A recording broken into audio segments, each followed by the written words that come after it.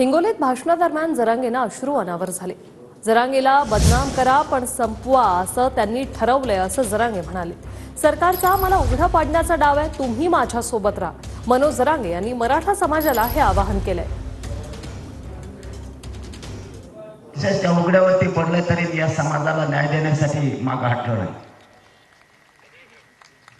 माझ्या समाजाला मी मायबाप मानलंय आणि माझा मराठा समाजच माझ्यासाठी सगळं आहे। माझ्या समाजानं मला कधी काही कमी पडू दिलं नाही। मराठा समाजातल्या समाजानं सुद्धा मला दुःख नाही द्यायला पाहिजे।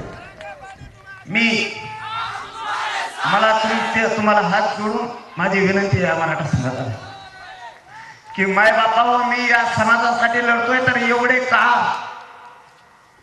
माझा समाज मोठा होईल म्हणून तुम्ही का आमच्या पाठीशी लागा।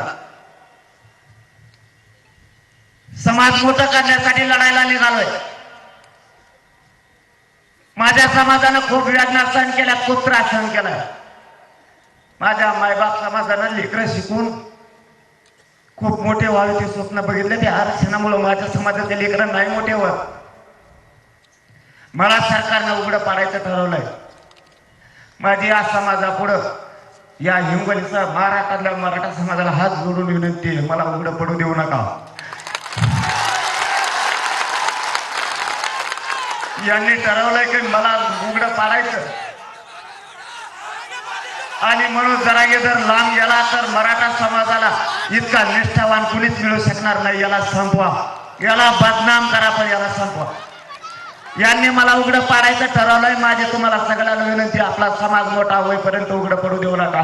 मला तुमच्या पाठबळाच्या आशीर्वादाची गरज आहे।